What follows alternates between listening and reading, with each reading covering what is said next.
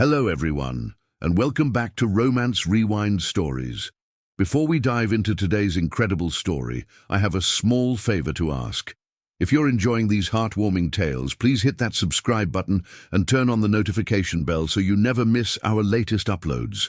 It's quick, it's free, and it's the best way to support us in bringing you more emotional romance stories. And here's something I'd love to know. Where are you watching from today? Drop your city or country in the comments below. I always enjoy seeing our amazing community from around the world. Oh, and if this story touches your heart, don't forget to hit the like button. It really helps us grow and reach more people who love these kinds of tales. Now, let's get into today's story. She was abandoned at the altar on Christmas Eve. A stranger said, "I'll marry you." The church was decorated like a winter wonderland. White roses twisted with evergreen garlands, candles flickering in tall brass holders, red velvet bows on every pew. Snow fell softly outside the stained glass windows, and somewhere in the distance, church bells rang the hour. 6 o'clock on Christmas Eve, the most romantic night of the year for a wedding. Except the groom wasn't coming. Beatrix Monroe stood at the altar in her mother's vintage wedding dress, staring at the closed church doors as 200 guests whispered behind her. Her hands clutched a bouquet of white roses so tightly the thorns bit through the wrapping into her palms. But she barely felt it. She was too numb. 30 minutes. That's how long she'd been standing here while her maid of honor made increasingly frantic calls to Jeremy's phone, while the minister shifted uncomfortably and cleared his throat, while her father stood beside her, his face red with anger and humiliation. "Bea," her father said quietly, "we should—" The church doors opened. Everyone turned, hope flickering. But it wasn't Jeremy. It was his best man, Marcus, looking pale and sick. He walked down the aisle like he was approaching a funeral, and Beatrix knew. She knew before he reached her. Before he opened his mouth, before he pulled out his phone to show her the text. "I'm sorry," Marcus said, his voice cracking. "He's not coming. He left this."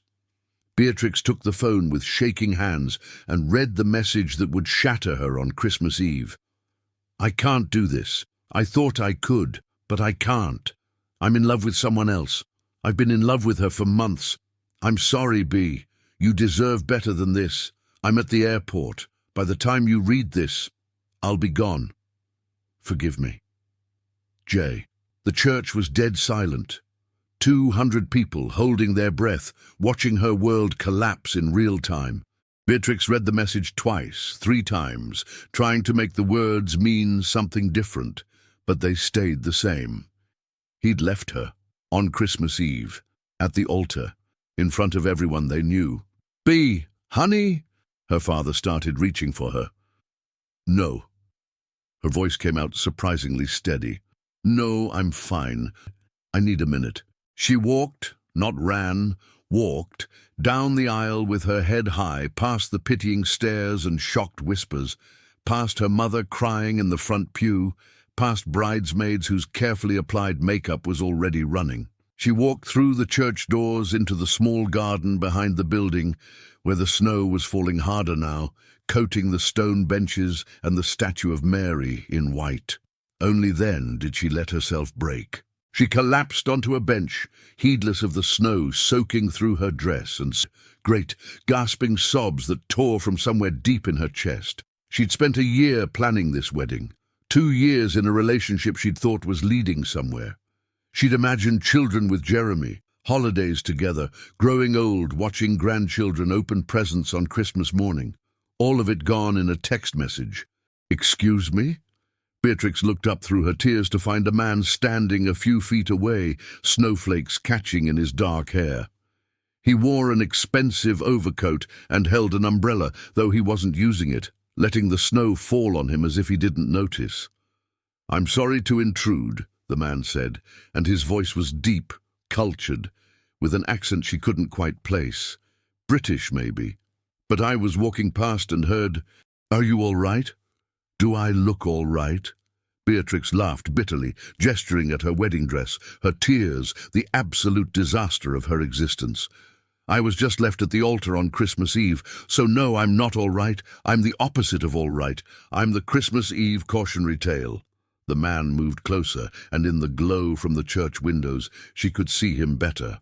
He was probably in his mid-30s, with sharp features, piercing blue eyes, and the kind of face that belonged in magazines. He looked expensive, successful, and completely out of place in a church garden talking to a crying bride. "I'm Caspian," he said, and even his name sounded expensive. "Caspian Blackwell." "Beatrix," she replied automatically. "B, the girl who wasn't good enough to marry on Christmas Eve." "His loss," Caspian said simply. "Anyone who would abandon someone on Christmas Eve, on any day, but especially Christmas Eve, is an idiot not worthy of consideration." Despite everything, Beatrix felt a small smile tug at her lips. "That's surprisingly kind of you to say to a stranger." "I have some experience with Christmas Eve disasters," Caspian said.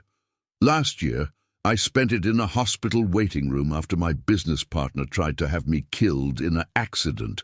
And the year before that, I found out my fiancée was embezzling from my company. This year, I was just walking past a church trying to avoid going home to an empty penthouse, and I found a bride crying in the snow." He tilted his head. "Seems Christmas Eve has a way of bringing disasters." "That's a terrible pattern," Beatrix said. "The worst." He paused, studying her with those intense blue eyes. "May I sit?" Beatrix gestured to the bench, and Caspian sat beside her, carefully maintaining distance. They sat in silence for a moment, watching the snow fall. "So what now?" Caspian asked finally.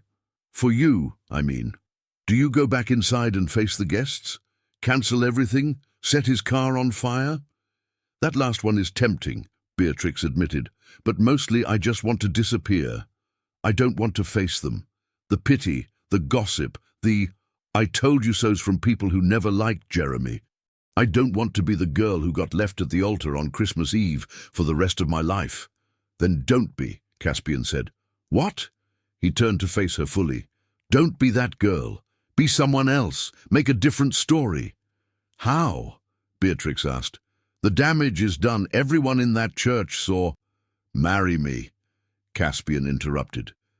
Beatrix stared at him. "I'm sorry, what?" "Marry me," Caspian repeated, and he sounded completely serious. "Right now, in that church. We'll walk back in there together. You'll tell everyone you realized mid-ceremony that you were marrying the wrong man, that you met me and knew immediately I was the one, and we'll get married instead." "That's insane," Beatrix said. "You're insane. We don't even know each other." "No," Caspian agreed. "But think about it. Which is the better story? Abandoned bride becomes town gossip, or abandoned bride makes bold choice to marry mysterious stranger in dramatic Christmas Eve twist? It's still crazy." "Life is crazy," Caspian said, "and it's Christmas Eve, the night of miracles and impossible things. Why not add one more?" Beatrix laughed. Actually laughed. "You're serious? You're genuinely suggesting we get married? Right now? Two complete strangers?" "I am," Caspian confirmed. "And before you ask what I get out of it, I have my reasons: family pressure, business complications, immigration issues that require a marriage. Pick whichever sounds most believable. But the point is, I need a wife. You need to not be the abandoned bride. And we're both here on Christmas Eve with a church full of witnesses." "This is the most ridiculous thing I've ever heard," Beatrix said. "Is that a no?" She should say no. Should laugh him off, go back inside, cancel everything, face the humiliation with dignity. That's what a sane person would do. But sitting there in her ruined wedding dress on Christmas Eve, abandoned by a man she'd loved for 2 years, Beatrix found she didn't want to be sane. She wanted to be anything other than the pitiful, jilted bride. "If we do this," she said slowly, "it would have to look real. Convince everyone that it's genuine, not just whatever insanity this actually is." "I'm an excellent actor," Caspian said. "I've been performing for investors and board members for 15 years. I can convince a church full of people that I'm madly in love with you. Why would you do this for a complete stranger?" Caspian's expression grew serious. "Because I know what it feels like to be humiliated, to be the story people tell. And because it's Christmas Eve, and I'd rather spend it doing something unexpected than alone in my empty penthouse pretending I'm not dying inside." There was real pain in his voice, real loneliness. And Beatrix recognized it, because she felt it too. She heard herself say, "Okay, let's do this. Let's give everyone a Christmas Eve they'll never forget." "Are you sure?" Caspian asked. "Absolutely not," Beatrix said. "But I'm doing it anyway." They stood together, and Caspian offered his arm. Beatrix took it, feeling the solidity of him, the reality of what they were about to do, settling over her like the snow. "One more thing," Caspian said as they reached the church doors. "When we walk back in there, I'm going to kiss you, to sell it. Is that all right?" Beatrix's heart pounded. "Yes, whatever it takes to make this look real." "Then let's give them a Christmas miracle," Caspian said, and opened the doors. The church was still full. No one had left yet, though they were starting to gather coats and whisper about cancelled receptions. Every head turned when the doors opened, expecting to see Beatrix returning alone to formally cancel. Instead, they saw her walking back down the aisle on the arm of a devastatingly handsome stranger. The whispers exploded. Beatrix's father stood up, confused. Her mother gasped. Her bridesmaids stared with open mouths. Beatrix walked straight to the altar where the minister still stood, looking completely bewildered. Caspian stayed beside her, his hand never leaving hers. "I'm sorry," Beatrix announced, her voice carrying through the shocked silence. "I know this is unconventional, but I need to be honest with everyone here." She took a breath, and Caspian squeezed her hand encouragingly. "Jeremy wasn't coming because he's in love with someone else," Beatrix said. "But standing here waiting for him, I realized something. I wasn't heartbroken. I was relieved, because I've been lying to myself for months, pretending I was happy when I wasn't. Pretending I was in love when I'd actually fallen for someone else."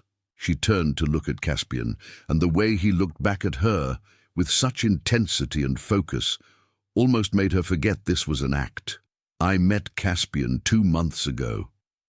Beatrix lied smoothly, the story flowing as if they'd rehearsed it. "At a coffee shop, we started talking and we just connected, in ways I never connected with Jeremy. But I was engaged, and I thought I owed it to Jeremy to try, to make it work. But you can't make yourself love someone," Caspian added, his voice strong and clear. "And you can't ignore what's real just because it's inconvenient. So I'm asking," Beatrix said, looking at the minister, "if you'd be willing to marry us instead, right now, on Christmas Eve. Because life is short and love is rare, and I don't want to spend another minute pretending." The church erupted, people shouting, her father yelling, "What the hell is going on?" Her mother crying harder, bridesmaids gasping. But through it all, the minister, an older man named Father Thomas, who'd known Beatrix since she was a child, smiled. "Well," Father Thomas said, "this is certainly a first in my 40 years of performing ceremonies." He looked between them. "Are you absolutely certain, both of you?" "Yes," Beatrix said. "Completely," Caspian confirmed. "Then I suppose we have a wedding to perform," Father Thomas said. "Though I'll need some information for the license." "Already handled," Caspian said, pulling out his phone and showing documentation that looked official enough. Beatrix had no idea how he'd manage that, but she was learning that Caspian Blackwell was full of surprises. The ceremony was chaos. Half the guests stormed out, scandalized. The other half stayed, too curious to leave. Beatrix's father demanded to speak with her, but her mother held him back, whispering something in his ear that made him sit down, still fuming but silent. Through it all, Beatrix and Caspian stood at the altar, hands joined, performing the most audacious act either had ever attempted. "Do you, Beatrix Monroe, take Caspian Blackwell to be your lawfully wedded husband?" Father Thomas asked, his eyes twinkling with what might have been amusement. "I do," Beatrix said, her voice steady. "And do you, Caspian Blackwell, take Beatrix Monroe to be your lawfully wedded wife?" "I do," Caspian said, and something in his tone made it sound less like a performance and more like a promise. "Then, by the power vested in me, I now pronounce you husband and wife." Father Thomas smiled. "You may kiss your bride." Caspian turned to Beatrix, and for a moment they just looked at each other. Then he cupped her face with both hands, gentle despite the insanity of the situation, and kissed her. It was supposed to be for show, a performance for the shocked guests, but the moment his lips touched hers, something electric passed between them. The kiss deepened, became real, and Beatrix found herself kissing him back with an intensity that had nothing to do with performance and everything to do with the man holding her. When they finally broke apart, both breathing hard, the remaining guests burst into applause, some enthusiastic, some clearly confused, but applause nonetheless. "Well," Caspian murmured, his forehead resting against hers, "that was unexpected." "Which part?" Beatrix whispered. "The spontaneous marriage or the kiss that felt real?" "Both," Caspian admitted. "Definitely both." The reception was awkward at best, catastrophic at worst. Jeremy's family left immediately. Half of Beatrix's family followed, disgusted by the spectacle. But the other half, her mother, her younger brother, a few close friends, stayed, though they looked shell-shocked. Beatrix's mother cornered her in the bathroom. "Beatrix Anne Monroe, Blackwell now, I suppose. What have you done?" "Something crazy," Beatrix admitted. "Something possibly stupid. But, Mom, I couldn't face them. I couldn't be the girl Jeremy left. So I became someone else. By marrying a complete stranger." "You always told me Christmas Eve was magic," Beatrix said. "That impossible things happen on Christmas Eve. So I made something impossible happen." Her mother stared at her for a long moment, then laughed. Actually laughed. "You're either the bravest person I've ever met, or the most foolish. Possibly both." She sobered. "But, honey, what happens now? When the wedding high wears off and you're married to a man you don't know?" "I don't know," Beatrix admitted. "But it has to be better than what I had, right?" The reception ended early. Most of the guests were too scandalized to stay. But as Beatrix stood by the church entrance watching people leave, Caspian approached with 2 glasses of champagne. "To the most interesting Christmas Eve of my life," he said, offering her a glass. "To insane decisions that we'll probably regret," Beatrix replied, clinking glasses with him. They drank in silence, watching the snow fall. "So," Caspian said finally, "we should probably discuss logistics. I have a penthouse in Manhattan. You're welcome to stay there. Separate rooms, obviously. We'll need to figure out how long to maintain this arrangement, when to quietly divorce, how to handle—" "Caspian," Beatrix interrupted, "why did you really do this? The truth this time." He was quiet for a long moment. "My father died 6 months ago," he said finally. "Left me his company with one condition. I had to be married within the year, or it goes to my cousin, who'll destroy everything my father built. I've been looking for a suitable arrangement, someone who'd agree to a temporary marriage for financial compensation. But everyone I approached wanted either too much money or too much control." He looked at her. "And then I found you, crying in a church garden on Christmas Eve, and I thought maybe we could help each other. You needed to not be the abandoned bride. I needed a wife. It seemed logical." "That's very practical," Beatrix said. "But that kiss didn't feel practical." "No," Caspian agreed, "it didn't." "So what do we do?" Beatrix asked. "We're married now, legally, actually married, to complete strangers." "We could get it annulled," Caspian suggested. "After enough time has passed that you're not the abandoned bride anymore. 3 months, maybe 6. Or," Beatrix said slowly, "we could try to make it real," she clarified. "We're already married. We clearly have some kind of chemistry.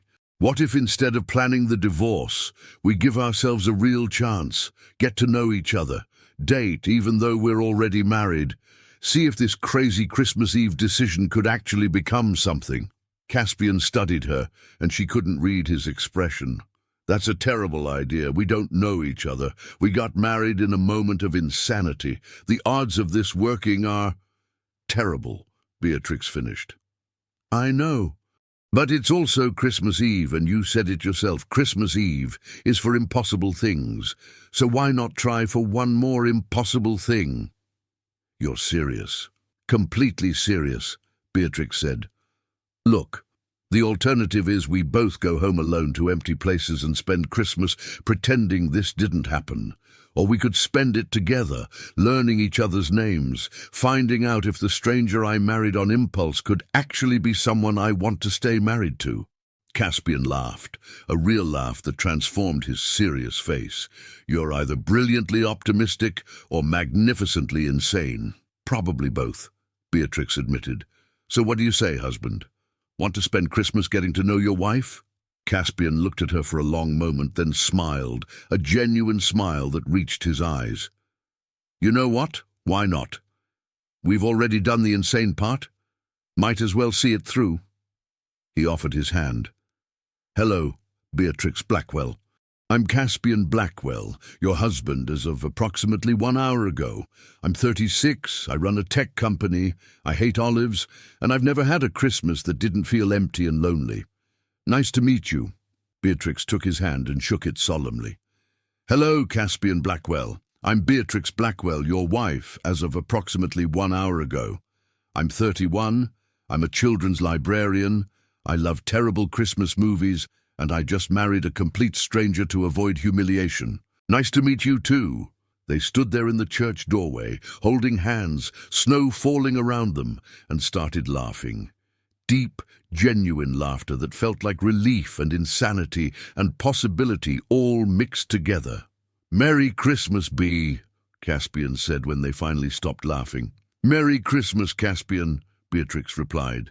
And somewhere between the laughter and the snow and the absolute chaos of what they'd just done, something real began to form. Something that started with a desperate escape and a stranger's kindness, but could become something neither expected. They spent Christmas morning in Caspian's penthouse, drinking coffee and sharing stories. Beatrix learned he'd built his company from nothing after his father cut him off for refusing to join the family business, only to inherit it years later when his father realized Caspian was more successful than he'd ever been.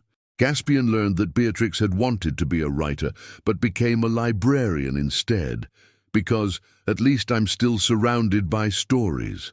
They watched terrible Christmas movies, made breakfast together, and discovered they both loved noir films and hated eggnog. "This is the strangest Christmas I've ever had," Beatrix said as they sat on the couch watching It's a Wonderful Life. "Good strange or bad strange?" Caspian asked. "Good strange," Beatrix decided. "Definitely good strange." Over the next few weeks, they dated, even though they were already married. Caspian took her to restaurants and museums. Beatrix dragged him to bookstores and Christmas markets.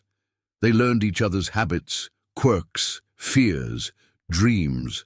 "I was going to spend my life with someone who didn't really see me," Beatrix admitted one night over dinner. "Jeremy loved the idea of me, but not the reality. He never asked what I actually wanted."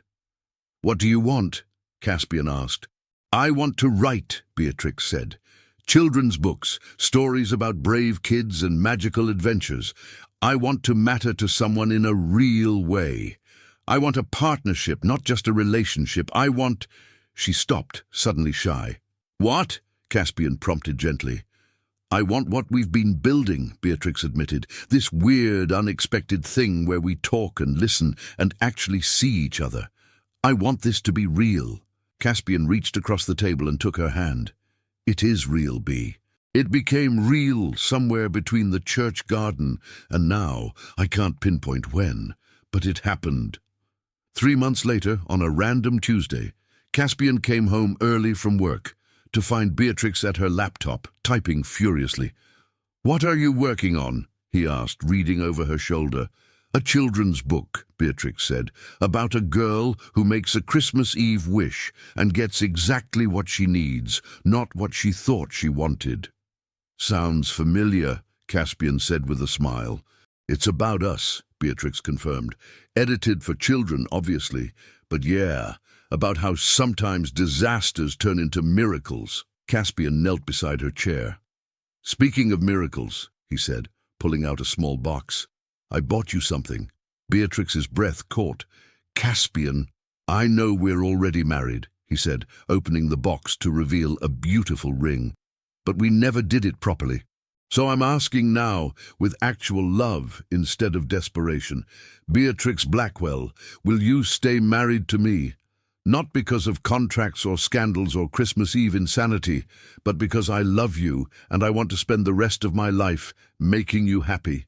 Through tears, Beatrix said, yes, 1,000 times yes.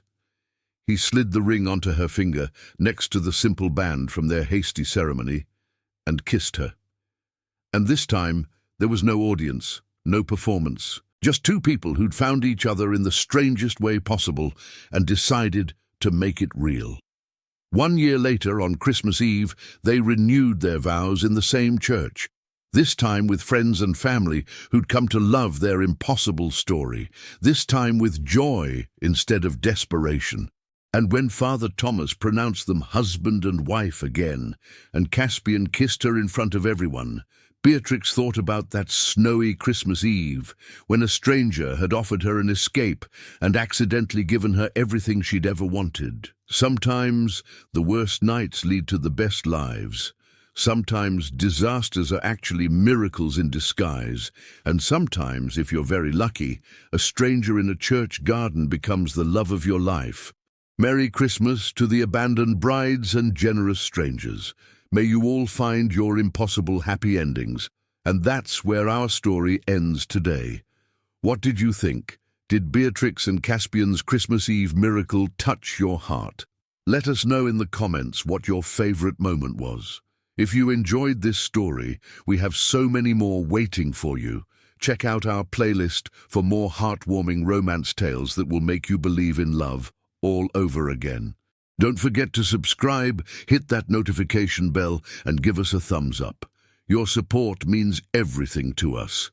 Until next time, keep believing in love, keep believing in second chances, and remember, the best stories are the ones that remind us we all deserve our happily ever after.